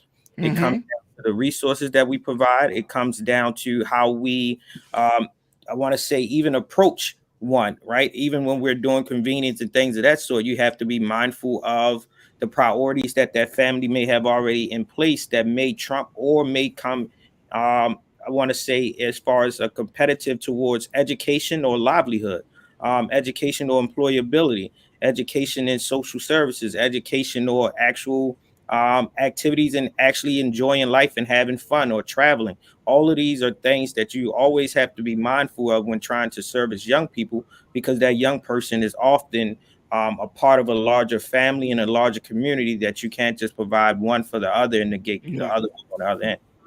Dr. Holland, when some people in the same piece for the New York Times, it was suggested that that we should move towards a more extended family model, what sociologists called a vertical rather than a horizontal family structure. They said that during the pandemic, a Harvard study found that Americans ages 18 to 25 and mothers of young children were the demographic groups most likely to report miserable degrees of loneliness, and even before the pandemic, described a loneliness epidemic, which was particularly acute among seniors. Would you agree with that recommendation of moving towards a more of a vertical rather than horizontal family structure and model? Yeah, good question. Yes, if the vertical is there. Yeah. Because in many situations with our Black community, the crime rate is very high. We know about, the deaths of our people. I mean, it doesn't matter what age, young or old. And so when that crime happens, on that level, it does interact. It does, it does something to that vertical suggestion that she is giving. Yes, it should happen, but oftentimes that may not be the case. Right. So right. I think, and the whole thing too, when I the first question you asked, I spoke about the children, how it impacts them, but it also impacts the elder. Yeah. As you spoke about the loneliness, the fact that they can be engaged with someone. And if you're engaged with people younger than you, you think younger, you act younger, your life is extended because of interacting with that younger generation. So it is powerful on both ends. It's powerful, but it has to require a lot of communication. There has to be, like if you're going to create a multi-generational household, you have to put everybody on the same page. There has to be a family meeting or something where everybody can be on the same page. Everybody understands what's going on. Because what I noticed, and Oyen and Rashad and Dr. Holland, you know how we do in the Black community, be like, oh yeah, somebody, experienced a tragedy, they need a place to stay, and then they just drop in. And then, nobody is talking about, where they're going to sleep. Who's going to be responsible for the food? I mean, just the basic household, things that you need to know. And it creates tension. It creates a dynamic where you start to resent this person. I've experienced this personally, you know what I mean? Where you like, okay, we're trying to help a family member out and they need to find a place to live. You're like, okay. They're like, well, can we find I need to find a place to live. And the only you thinking to yourself like, oh man, they're about to ask me to live in, to come move in with me and my whole family. And you know what I mean? And if you don't have that proper communication, if there isn't, and I hate to use this term, Doc, a memorandum of understanding, if there is norms, what are the norms that we're going to operate by? You know what I'm saying? Like if there's no agreement, like, okay, so if you coming in here, are you paying for your own food? I mean, because you're a grown ass adult. So I don't know. I'm not taking care of no adults around here. So, there's none of that happens. And as a result of that brings more tension, that brings more pain and more drama into the household that probably could have been eradicated if there was just a simple conversation. What would be your recommendation, Dr. Holland, as folks are maybe in that situation, or they're just getting out of that situation, to make sure that the family relationships don't sour as a result of multi-generational families? What would you recommend? Yeah, I think you hit it right on the head. And that's the whole thing of communication. Just being able, let's sit down and talk. Uncle so-and-so or aunt so-and-so or whatever has come across hard times. What is your thinking? I might be the head of the household, but you're a part of this family as well. What are your thoughts? How do we still become family as we move forward with bringing in this new person into our lives? And I think it would take away some of the hurt, the pain, because, children or whoever's there, any family member should be able to speak to that and to voice their opinion and then decide how are we going to work together, in this way. So that would be my suggestion, really, the communication with one another. Yep. And the person who's coming into that space have to be honest and authentic, saying, I'm only going to be here for either a short period of time. Because, Black folks, they'd be like, oh, yeah, I just need a couple of weeks. Next thing you know, weeks turn into months. And then next thing you know, their names end up on the lease. That's all I'm going to have to say, Doc. That's all I'm going to have to say. Dr. Jacqueline Holland, who is a professor of family and consumer science at the Great Morgan State University. Dr. Holland, thank you so much for your time. We would love to bring you back to have other conversations relating to this issue. Thank you so much. I enjoyed it. Absolutely. Absolutely. Folks, don't go anywhere. We're going to continue to have some great conversations. I want to talk a little bit about Will Smith. I know I said I wasn't going to talk about this anymore, folks. I know. I wasn't planning on talking about this. I was like, all right, it's dead. Everybody and their grandmother is giving opinions about this. But I'm going to share with you the latest development about what happened at the Oscars that we just found out. And I'm just asking a question. Does it change anything? I'm talking to my culture crew, Oyen, Rashad. I'm going to get their take on that. Plus, we got trends posting doing the most. Folks, we still got a lot of stuff to get to. So stay with us. It's all happening on the final 30 of the culture right here on the Black Star Network. We'll be right back.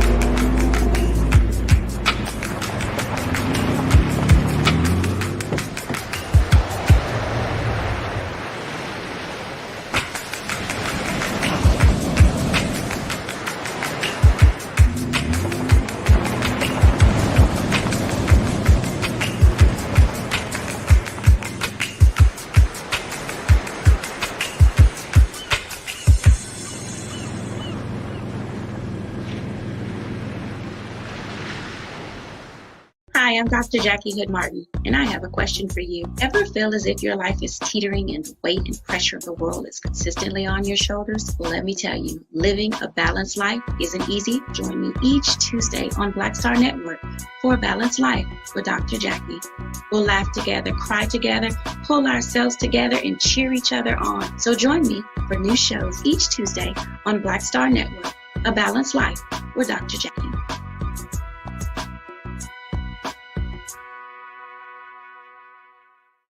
Pull up a chair, take your seat. The Black Tape with me, Dr. Greg Carr, here on the Black Star Network. Every week, we'll take a deeper dive into the world we're living in. Join the conversation only on the Black Star Network.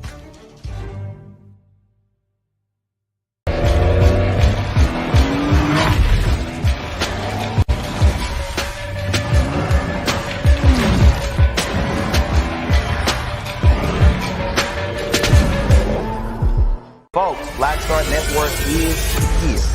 Oh, no punches! I'm real revolutionary right now. Support this man, Black Media. He makes sure that our stories are told. Thank you for being the voice of Black America, Roland. Stay black. I love y'all. All momentum we have now, we have to keep this going. The video looks phenomenal. See, this difference between Black Star Network and Black-owned media and something like CNN. You can't be Black-owned media and be scared. It's time to be smart. Bring your eyeballs home. You dig?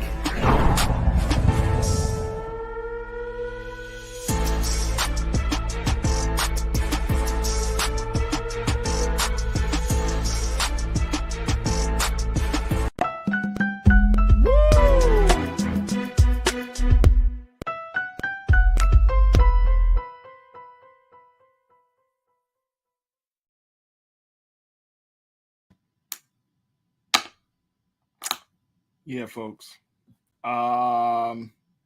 Yeah. I didn't want to go further into the story, but how can you deny this latest development in the whole Oscar slap controversy? Will Smith. Mr. Will Smith. Mr. Smith, apparently, folks, moments after he slapped Chris Rock, they took a break. We didn't see the break, but there was some footage. This is when Denzel came to Will Smith. This is when other folks came to Jada. And it was during that period that the Academy said that they reached out to, they talked to Will Smith's publicist to ask, oh, they didn't just ask, they firmly asked the publicist to tell Will Smith that he has to leave the Oscars after slapping Chris Rock. And guess what, folks? He refused. Oh, Will Smith is a real bad boy. Will Mike Lowry Smith. He gonna play by his own rules, folks. Let me bring back my crew here. Adam Oyen, Rashad. He didn't want to leave. The man didn't want to leave. So then, as a result of them, of Mr. Will Smith not wanting to leave, first he slapped somebody and then he refused to leave the premises. They weren't going to call the police. It's Will Smith, right?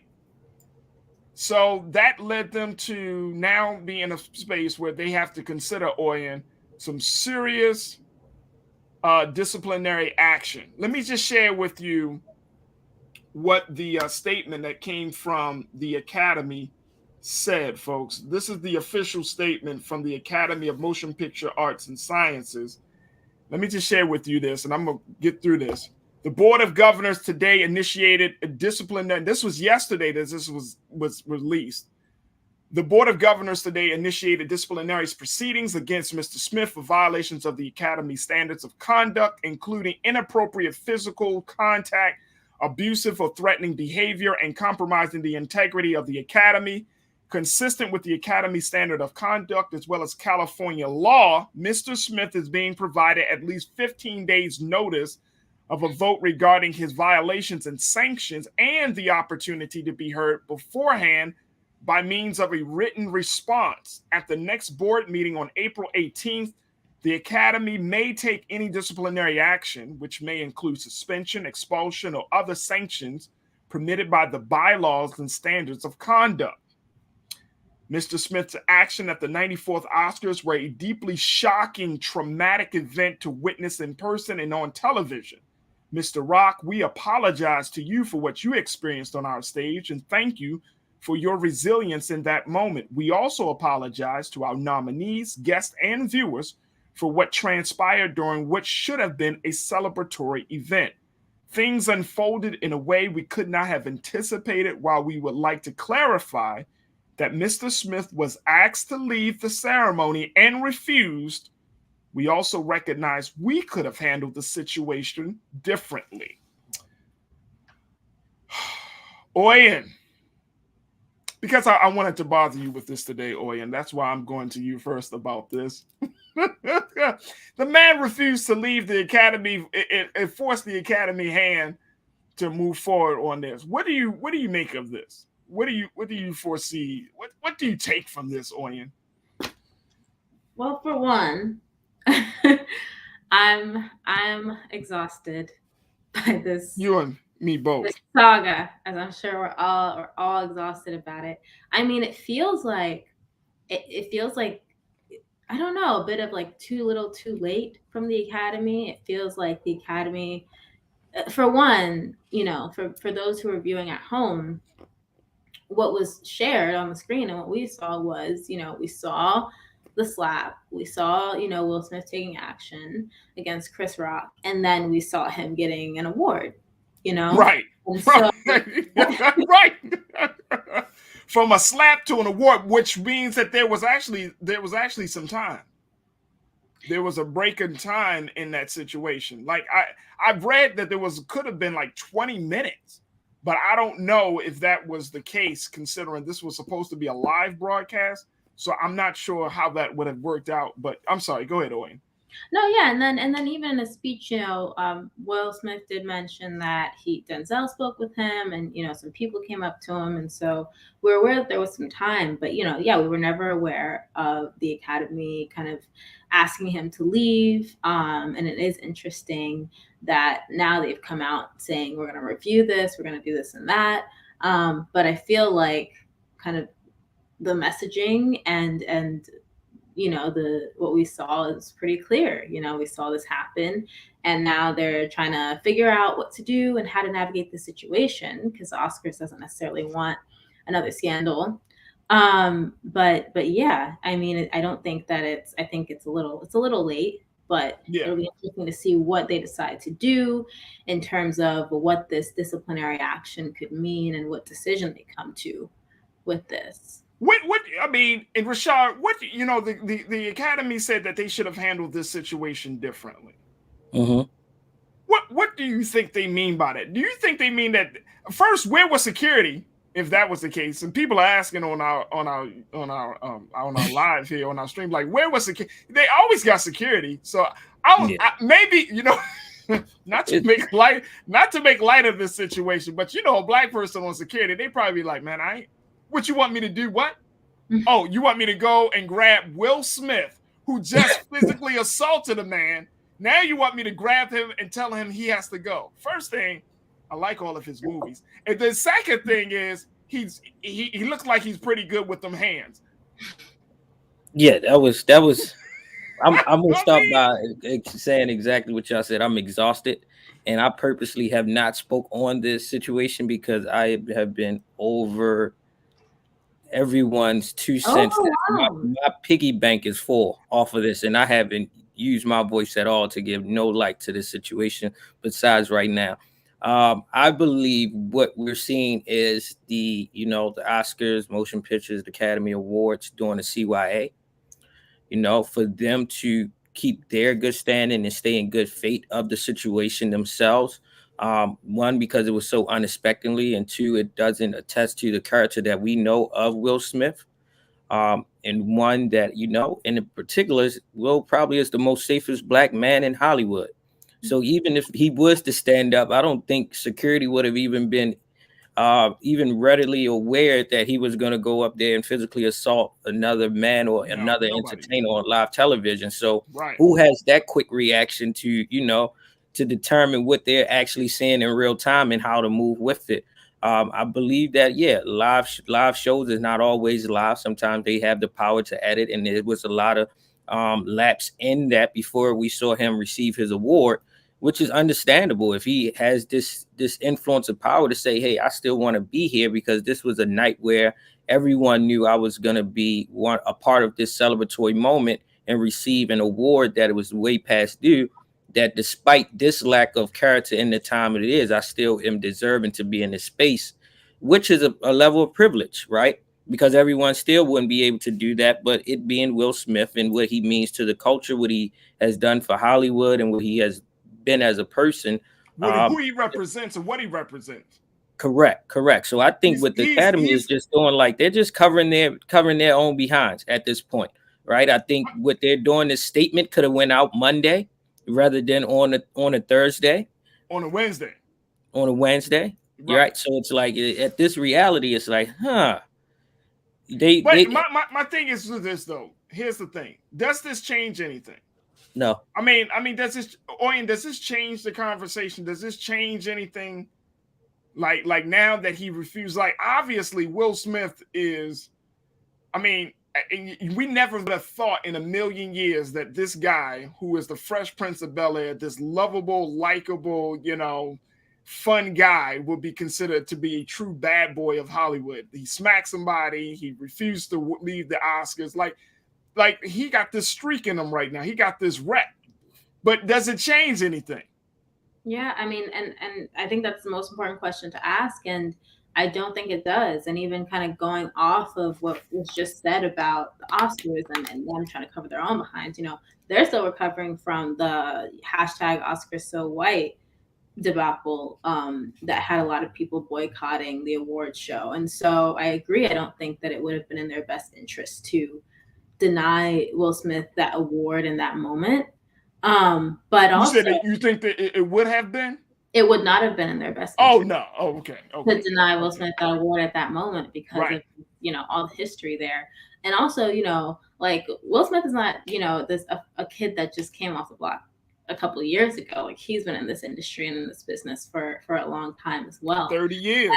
Yep. And so he's already kind of cemented his image in our heads, and everyone's heads. And this is very out of character of that image. And so kind of grappling with that and figuring out what that means is going to be an interesting endeavor for the Black community, especially. But I don't quite think that this changes everything. And you see it in the public discourse. There is this fierce fight to justify it on both ends and to make it okay. Yeah, and that's why I'm asking that question, Rashad, just because, now the conversation has turned from two Hollywood people to successfully Hollywood Black men. It wasn't like a real brawl. It was just like one man attacking another. But, it went from that place to now the protection of women and larger conversations have now come out of this moment. But I'm thinking okay, now that we know that he refused, some people have even gone as far as say, mental health is very important, to indicate that Will Smith is under great stress and strain and that he was outside of himself and this is not his character. I'm not sure how to process all of that, to be honest with you, bro. Yeah, me either. One, I think the firm stance was, hey, I deserve to still be here. Everyone has had a moment of a lack of character, whereas though we need empathy and we need understanding and we need not to make a definitive decision or rationale without having either parties to make sense of how they experienced that moment. So I think the reality of it is this man deserved to receive his award for the work and the service that he has done and the representation that he in the work and his legacy in Hollywood and entertainment. He deserved to still be there. And I think that one moment that we can't count on one finger, we can count on one finger or a few fingers in one hand, how many times we've seen him act out, right? So it doesn't attest to that. So why would we allow that one moment of a lack of character to try to demolish all that he has done and what he is worthy of? Like, if it was me, I'd have sat still too. You can't remove me. I deserve to get this, and I'll deal with the repercussions and the consequences afterwards, and then reflect and give a public apology, and then restore a relationship that is probably better moving forward with Chris Rock. I think what it doesn't change much of anything besides give the power back to the Academy to decide how to move forward and try to make sure that incidents like this may not happen in the future. But who knows? You can't always try to solve everything in human time, because you can't understand what anybody may be going through, what they may be experiencing. And then in the space of them, like, it could be mental health, but it could have just been an emotional reaction. And in that case, it's okay too, because we're all human.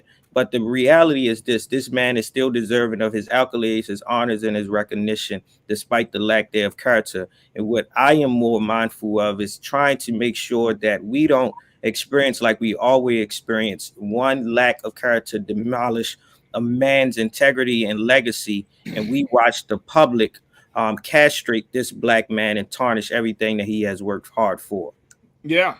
McCole checked in on our YouTube page and said the Academy needs to give Will a fine and he sit out for the 2023 Oscars. I believe that would be the appropriate action. Oyen, would you agree with that? I don't know if I 100% agree. And like I said, I'm curious to see what the Academy does come up with. I do think that some form of repercussion is important to just show, so that, because I saw some conversation on Twitter or on social media saying, who's to say that something like this can't happen at another award show in the future. And so I do think that something needs to happen to establish a precedent of conduct, of what they expect. And, this is not something that they could have prepared for. So I don't know if expulsion or some of those more permanent kind of disciplinary actions would be necessarily appropriate for this kind of situation. But I do think that some kind of discipline would make sense in this case. I mean, he's going to have to get some type of discipline. And look, this is America. This is Hollywood. The moment is actually viral. We already know that. But I think that people will forgive him. I think people will move on. I think people will just if you are Team Will Smith or Team Chris Rock, you just accept the moment for what it is, right? And then you kind of move on. But I do believe that there are some very valuable conversations that can be had around protection of Black women. What does that look like? What does that mean? I think there are some conversations that can be had certainly about, respectability politics. Like, when do you address your brother or your sister? Do you do that in a public setting, or do you do that behind closed doors? I mean, I think those conversations are still valuable to have, because why? People are still going to say stuff. I mean, even after this incident, we don't know what the next incident may be. I read Oyen and Rashad that people are like, oh man, this might be an attack on comedians. I don't know. I mean, Chris Rock just had a show a night or so ago, Oyen, and he just talked about this. And, I know that he said that Will Smith's award should be taken away, which is like, okay, if you want to take like that, his award is for his performance, not for his presence at the Oscars. His award is about King Richard. It's not about, him showing up at the Oscars and then he's like, oh, you get an award for that. No, you get an award for what you already did. Now, from this point forward, we will have to make that determination. But I don't think he should be giving his award away, because he played the role. That's what he did. That's what the award is for. So give it to him. If he earned that, he earned that. So you don't go back on that. But it's going to be very, very interesting, to say the least, to see how this whole thing plays out. And I'm especially going to be interested to see how the Academy holds it, because There have been white actors, major A-list white actors, who have done crazy things, and I don't know if they will be getting the same treatment, but we will have to see. Jim Carrey also said, did y'all see what Jim Carrey said? He was disgusted. Yeah, Jim Carrey like said he was everybody else. I said, clear out all the top shelves in the pantries because people are reaching. We are witnessing a lot of people reaching and trying to make disgusted, and I don't know. We will have to see, as they say in the movies, to be continued. Folks, we're going to take a quick pause. When we come back, trends, post, and doing the most. Stay with us. It's The Culture on the Black Star Network.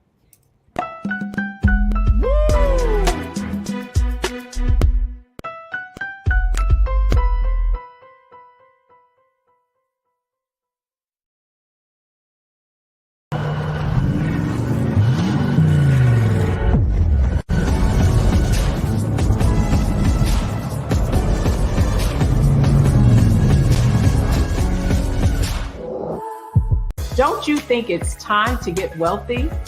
I'm Deborah Owens, America's Wealth Coach, and my new show on the Black Star Network focuses on the things your financial advisor or bank isn't telling you. So watch Get Wealthy on the Black Star Network.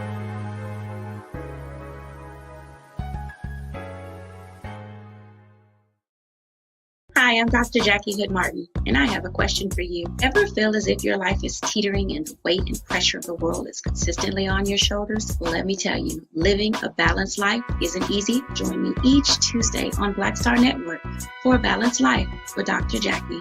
We'll laugh together, cry together, pull ourselves together, and cheer each other on. So join me for new shows each Tuesday on Black Star Network, A Balanced Life with Dr. Jackie.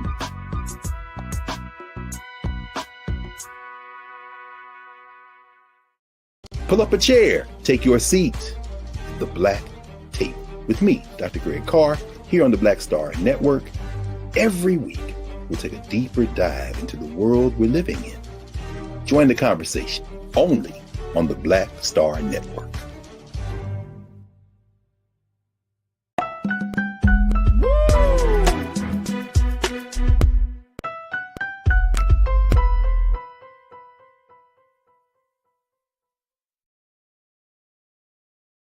All right, folks, let's talk about what's trending, what people are doing and posting, and who's doing the most. All right, let me just share with you two big things that I came across, Oyen and Rashad. First thing, the head coach of the Tampa Bay Buccaneers, Mr. Bruce Arians, has officially called it quits. He is moving to the front office of the Tampa Bay Buccaneers as a senior football consultant. And as he moves out, a black head coach moves in. Wow. Mr. Todd Bowles, who served as the defensive coordinator, is officially the new head coach of the Tampa Bay Buccaneers, which brings up the number. Let's hear if I had a drum roll right now, I would play it. It would bring up the number of black head coaches to ding, 2. It would be 2 people. Todd Bowles and Mike Tomlin. Okay, 2 black head coaches.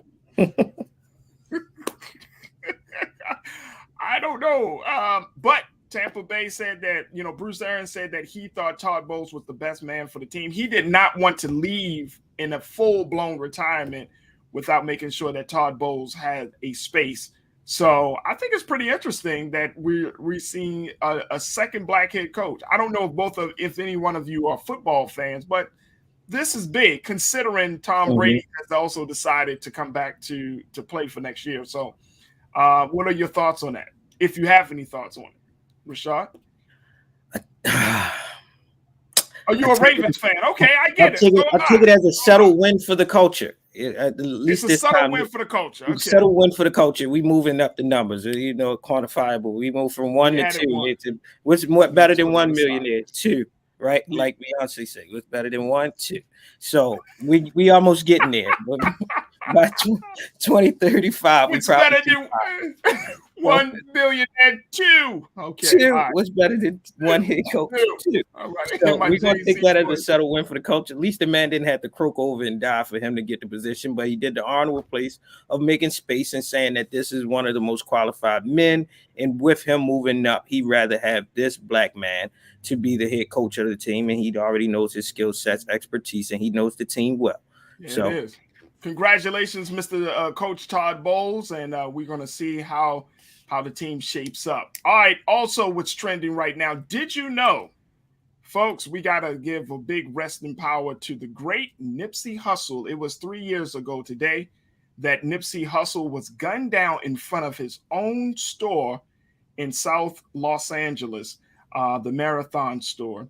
And as you know, Nipsey's death caused a shockwave through the hip hop community. Thousands poured to the site of his store. He has been idolized and he is iconic at this point. Nipsey represents one of the few great LA. I'm not gonna say few. I'm gonna say he represents one of LA's top MCs, and more importantly, businessmen, as he not only did successful ways in music, but he also had a dispensary and a host of other businesses. And his whole mindset, Oyen, was to make sure that black entrepreneurs, young black men, young black women get opportunities that were afforded to him. So he wanted to kind of share the love. But 3 years today, Nipsey Hussle was shot and killed. They have the gentleman who was responsible for the killing, but I just can't believe that it has been 3 years already. What's your take on that, Oyen? Yeah, it's crazy how much time has passed, and how much of an impact his death has reverberated through the Black community. You see him kind of memorialized in TV shows and music still and artwork, all over the city. And yeah, it's amazing to reflect on his legacy and a little heartbreaking as well, for sure. It is. And, it's like, when you listen to like his last album, I'm gonna be honest, like I really wasn't a big Nipsey Hussle fan. I knew about him.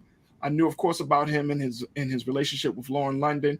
But when I listened to his music, I was like, oh, I get it. I get it. Now I see it.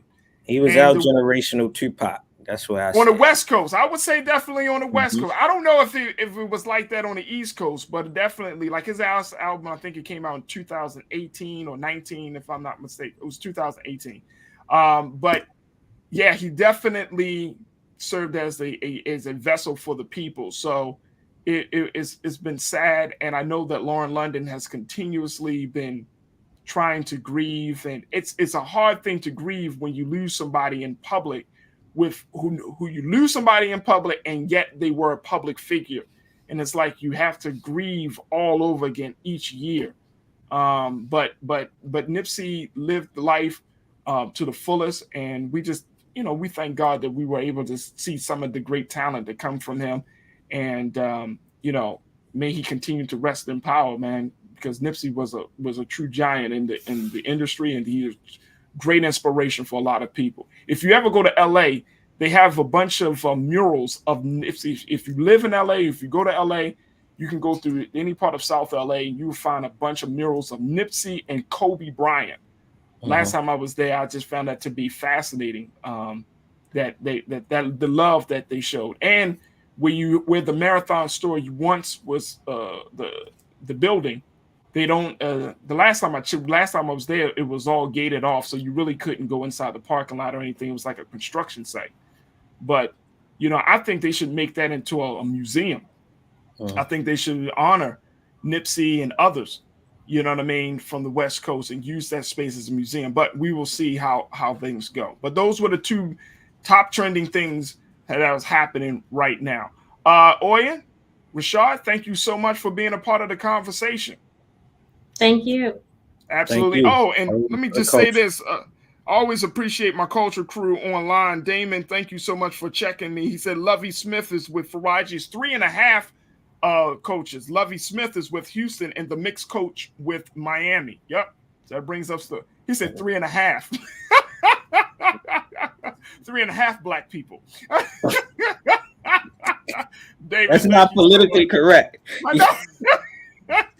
I get what he's saying, though. You know what I mean? But, you know, you can't have the half black person. But yeah, I appreciate that. Thank you so much, Damon. All right, Oyen and Rashad, thank you so much for being with me today. It's truly a pleasure. Always good to talk to you.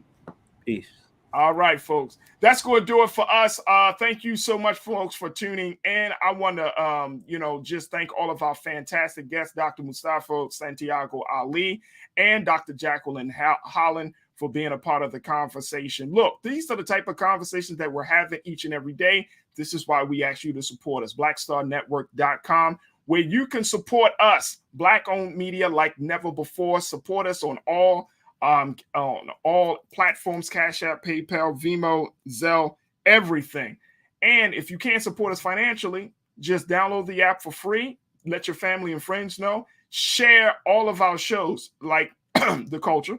Excuse me, I have something in my throat. So share The Culture and A Balanced Life and The Black Table. And of course, the man who had the vision himself, Big Brother Roland Martin Unfiltered. But your support is everything to us. We cannot do this work unapologetically without you. And we want you every step of the way. We want you to be a part of this growth. We want you to be a part of this movement. We want you to be a part of this phenomenon. So support Black Star Network by going to our website at blackstarnetwork.com. Stay tuned. Up next is at 6 is Roland Martin Unfiltered. God willing, we'll talk tomorrow. As always, never be afraid to challenge what's wrong. Stand for what's right while being yourself in the process. And I look forward to chatting with you tomorrow. Got some great guests that are going to be coming up next week as well. So we're going to just continue to bring you exciting conversations that you all can love, talk about, and relate to. And make sure y'all keep it locked here on the Black Star Network. I'm Farajii Muhammad. Talk to you tomorrow, God willing. Peace.